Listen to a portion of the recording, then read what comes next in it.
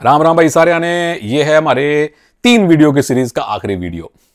इसमें बात कर रहा हूं मैं हरियाणा स्टीलर्स की, पटना पायरेट्स की, तमिल तलाइवास की और बंगाल वॉरियर्स की।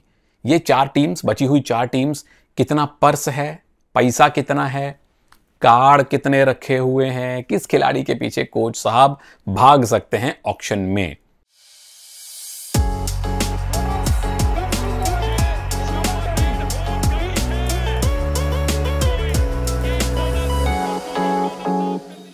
तो बंगाल की बात कर लें, जो चैंपियन बनी थी सीजन 7 में। हाँ, सीजन 7 में, गलत तो नहीं कह रहा हूं, maybe, okay, no problems. Team के कोच हैं काशीनाथ भास्करन साहब, जो पिछली बार भी कोच थे, जो पहले चैंपियन कोच थे प्रो कबड्डी के जयपुर पिंक पैंथर्स के साथ। और उनके पास पर्स अच्छा खासा है, तकरीबन 4.25 करोड़ रुपए। और मोटी मोटी अगर कैलकुलेशन का हिसाब लगाएं प्रभु लोग, तो सबसे ज्यादा पर्स वाली टीम्स में बंगाल का नाम आ सकता है। गुजरात के साथ उनका कंपटीशन हो सकता है। एफबीएम कार्ड भास्करन साहब के पास 3 हैं, क्योंकि उन्होंने अपनी सारी की सारी टीम ऑक्शन में भेज दी है। चाहिए क्या, शॉपिंग क्या करनी है, बहुत सी शॉपिंग करनी है भास्करन साहब को। सारी पोजीशन पे चारों आपको डिफेंडर चाहिए, तीनों आपको रेडर चाहिए। अब स्ट्रेटजी क्या हो सकती है? अच्छा, एक आपके पास वैभव गर्जे जरूर हैं, जो पिछली बार राइट कवर खेले थे। हाँ, ये एक खिलाड़ी आपके पास है, पर मोटे मोटे आपको 7 के 7 प्लेयर चाहिए। 18 प्लेयर का कम से कम स्क्वाड है, 2 उसमें विदेशी भी होने चाहिए। पिछली बार इन्होंने सुलेमान पहलवानी को लिया था, थोड़ा खिलाया, कम खेले, बहुत अच्छा कर नहीं पाए। भास्करन साहब क्या करेंगे? उनके पास बड़ा अच्छा हथियार है इस चीज का। अब मनिंदर सिंह इस टीम के साथ जुड़े हुए हैं लगातार, और सीजन दर सीजन बेहतरीन खेले हैं। मनिंदर रिटेन नहीं हुए या रिटेन नहीं किए गए, ईश्वर जाने। मैंने ना कोच साहब से मनिंदर के बारे में पूछा, ना मनिंदर पाजी से इस बात की चर्चा की। पाजी चाहे तो नीचे कमेंट में बता सकते हैं, मैं पर्सनली उनसे नहीं पूछूंगा, क्योंकि ये व्यक्तिगत चीजें होती हैं और प्रोफेशनल होती हैं, नहीं पूछनी चाहिए। लेकिन जो भी कारण हो, एक ये वाला कार्ड मनिंदर पे दिखाना तो बनता है प्रभु। अब वो आपको सस्ते में मिलेंगे नहीं। 1.5 करोड़, 1.25 करोड़ से 1.5 करोड़, या हो सकता है 1.5 से 2 करोड़ के बीच में आपको मिल जाएं। इतना पर्स किसके पास है? आपके पास है। इतना पर्स यू मुंबा के पास है, गुजरात के पास है, तेलुगु टाइटंस के पास है, दबंग दिल्ली के पास है, काफी सारी टीम्स के पास है, पर आपके पास है एफबीएम कार्ड। तो दिखा दीजिए प्रभु, मनिंदर को वापस ले आइए। आपको एक जबरदस्त स्ट्राइक रेडर और कैप्टन मिल गया। 4 डिफेंडर आपको चाहिए। तो क्या आप गिरीश शरनैक और शुभम शिंदे की जोड़ी पे जाना चाहेंगे? एक और जोड़ी है जो बड़ा अच्छा चली थी इस टीम के साथ, रिंकू नरवाल और बलदेव सिंह की, और बड़ा अच्छा खेले थे दोनों जब टीम चैंपियन बनी थी सीजन 7 में। क्या आप इनको वापस लेके आना चाहेंगे? मैं कॉर्नर्स की जोड़ियों में बड़ा भरोसा रखता हूं, आप लोग भी रखते हैं, कोचिज तो बहुत ज्यादा रखते हैं। तो कौन सी जोड़ी आएगी? पिछली बार इस टीम के पास 3 लेफ्ट कॉर्नर थे। गिरीश शरनाक थे, सुरेंद्र नाडा थे, अमित चौरान थे, और गिरीश के अलावा बाकी दोनों को खेलने का मौका मिला नहीं। तो ये ऐसा आप क्यों करते हैं? ऐसा आप इसलिए करते हैं कि दूसरी टीमों को चिढ़ा सकें। हमारे पास बहुत से प्लेयर हैं, आपके पास नहीं है। 2 कवर भी आपको चाहिए। क्या सुलेमान पहलवानी वापस आएंगे या आशीष सांगवान वापस आएंगे? सुलेमान पहलवानी को ले आइए प्रभु, कार्ड आपके पास हैं। तो मोटी मोटी बात यह है कि 3 एफबीएम कार्ड में आप अपने 3 मेन प्लेयर ला सकते हैं। मनिंदर ला सकते हैं, गिरीश ला सकते हैं, दीपक हुड्डा या श्रीकांत यादव में से एक सीनियर प्लेयर भी आप ला सकते हैं। पर इस टीम की इस बार जो फॉर्मेशन होगी ना प्रभु, बड़ी रोचक होगी देखनी, क्योंकि हो सकता है कि के भास्करन साहब बिल्कुल स्क्रैच से नई टीम, नए कॉम्बिनेशन हमारे सामने पेश कर दें। और भास्करन साहब का अगर आप इतिहास देखें, बंगाल के कोच के तौर पे, जेपीपी के कोच के तौर पे, तो उनको सीनियर प्लेयर अच्छे लगते हैं। पहले 2 सीजन की जो जेपीपी की टीम थी, उसमें नवनीत गौतम थे, उसमें मनिंदर थे, रण सिंह थे, उसमें राजेश नरवाल थे, उसमें रोहित राणा थे। यहां भी उन्होंने एक्सपीरियंस प्लेयर रखे हैं। तो उम्मीद है कि काफी सारे अनुभवी प्लेयर आपको दोबारा से बंगाल में देखेंगे। दूसरी टीम जिसके कोच सीनियर नहीं, युवा खिलाड़ियों पे ज्यादा भरोसा रखते हैं, कोच का नाम है मनप्रीत सिंह और उनके मित्र नीर गुलिया। टीम का नाम है हरियाणा स्टीलर्स। टीम के पास पर्स है 3 से 3.5 करोड़ के बीच में, जो मोटी मोटी कैलकुलेशन 3.5 आप मान के चल लीजिए होना चाहिए। FBM कार्ड तीनों के तीनों मनप्रीत पाजी के पास हैं। चाहिए आपको क्या? 2 कॉर्नर चाहिए, कवर आपके पास हैं जयदीप मोहित, उनका बैकअप भी आपके पास है हर्ष और सनी। कॉर्नर पिछली बार आपने नितिन रावल को खिलाया, जोगिंदर को खिलाया, 5-2 में इन दोनों को खिलाया। राइट कॉर्नर पे आपने आमिर हुसैन को महंगे दाम में लिया, फिर बाद में एक इंडियन प्लेयर को खिलाया, तो बाद में सारे आपने रिलीज कर दिए। तो कॉर्नर आपको चाहिए और कम से कम 2 रेडर आपको चाहिए। आपके पास प्रपंजन है, आपके पास विनय हैं, तो आपको 2 रेडर तो और लगेंगे, क्योंकि ये दोनों रेडर कंसिस्टेंटली नहीं टीम के लिए खेले और फॉर्म भी इनकी कंसिस्टेंट नहीं रही है। क्या मनजीत दहिया पे आप FBM यूज करेंगे? और मनजीत पिछले दोनों सीजन्स में 80-90 लाख में गए हैं। मनिंदर सिंह को क्या लेके आ सकते हैं मनप्रीत सिंह? 2 पंजाबियों की जोड़ी क्या इस बार इकट्ठी होगी? पैसे आपके पास हैं 3-3.5 करोड़ रुपए, 1.5-2 में अगर आपको मनिंदर मिल गए तो रेडिंग डिपार्टमेंट आपका सॉर्ट हो गया। कॉर्नर तो मनप्रीत अपनी एकेडमी से ही ले आएंगे या न्यू यंग प्लेयर में से, क्योंकि उनके पास भी वो हुनर है रणधीर सिंह साहब जैसा युवा खिलाड़ियों को चुन चुन के लाने का।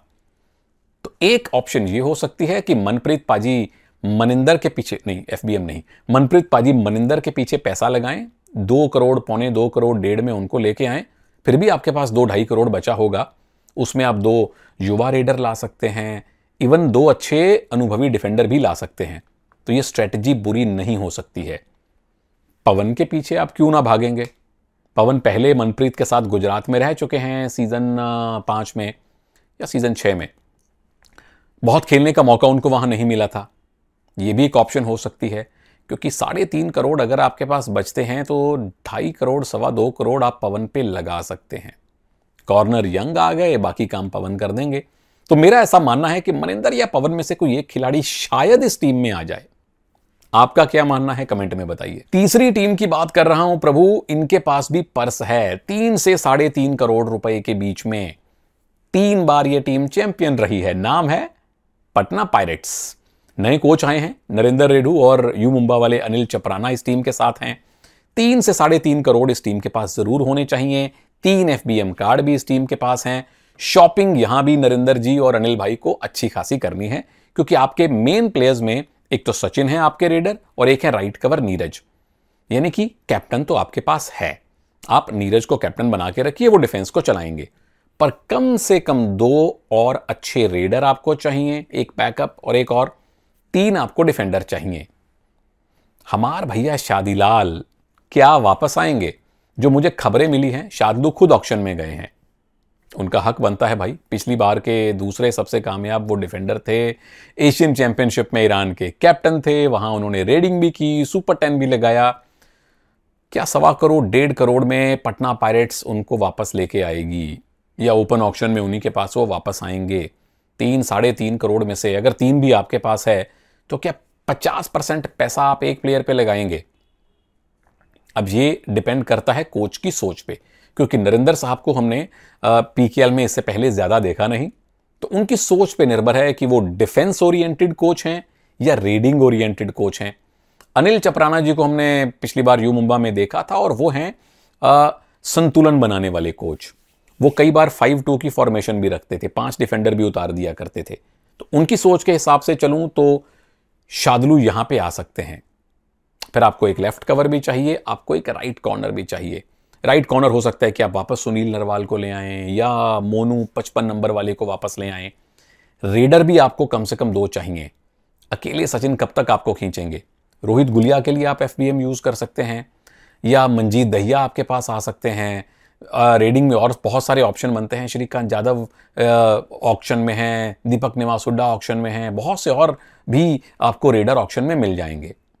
मेरा ऐसा मानना है कि इसको दिखाइए, शादलू को वापस लेके आइए, क्योंकि जो खौफ शादलू ने विरोधी रेडर्स के मन में पैदा किया था, वो आप अपने रेडर्स के मन में पैदा नहीं होने देना चाहेंगे। चौथी और आखिरी टीम जिनके FBM कार्ड, पर्स और रणनीति की बात कर रहा हूं, है तमिल तलाइवास। पिछली बार की सबसे ज्यादा सरप्राइज करने वाली टीम्स में से एक। पर्स है इनके पास तकरीबन 2.5 करोड़ का। FBM कार्ड इनके पास भी 3 है, और अशन कुमार सांगवान साहब ने क्या करना है ऑक्शन में? वो जाएंगे ऑक्शन में, ये चाय कॉफी का मग पकड़ेंगे, आराम से सिप करेंगे, मन किया तो ये कार्ड उठा के पवन को वापस ले आएंगे। मन नहीं किया तो आराम से ऐसे बैठ के चाय कॉफी पी के हॉस्पिटैलिटी का मजा उठा के वापस आ जाएंगे। क्यों? क्योंकि पवन पिछली बार सिर्फ आधा मैच खेले थे, एक उनका बोनस पॉइंट था, दुर्भाग्यवश वो चोटिल हो गए, पर उनके बाद युवा खिलाड़ियों ने जिम्मेदारी उठाई। नरेंद्र कंडोला, हमारे खेलो इंडिया के प्लेयर, अजिंक्य पवार, ये 2 रेडर ही काफी थे।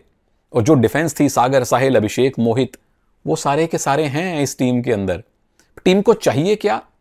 अगर एक राइट रेडर आ जाए तो अच्छा है, क्योंकि आपके पास अजिंक्य लेफ्ट के रेडर हैं, नरेंद्र लेफ्ट के रेडर हैं, हिमांशु, 3 हिमांशु थे इस टीम में, एक रिलीज कर दिए गए, 2 में से एक हिमांशु भी लेफ्ट के रेडर हैं, तो एक आपको राइट का रेडर चाहिए।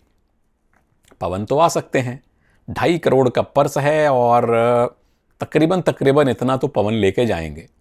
2 करोड़ से 2.25 करोड़, 2.5 के बीच में कहीं भी उनकी ऑक्शन जाके रुक सकती है। अब यह डिपेंड करता है कि झोली में से नाम कब आता है, उस टाइम किस टीम के पास कितना पैसा पड़ा हुआ है। मेरी ऐसी सोच है कि पैसा शायद अश्विन कुमार जी रखें। देखिए, उनको डिफेंडर तो चाहिए नहीं, उनके पास चारों पोजीशन के अपने जमे जमाए डिफेंडर हैं। रेडर उनके पास 2-3 हैं, उनको एक रेडर और चाहिए। तो अगर तो पवन तक आपने वेट कर लिया, 2.5 करोड़ बचा रहा, ये रहा एफबीएम कार्ड और ये रहे पवन। या आप मनिंदर के बारे में सोच लीजिए, या आप मंजीत दहिया के बारे में सोच लीजिए।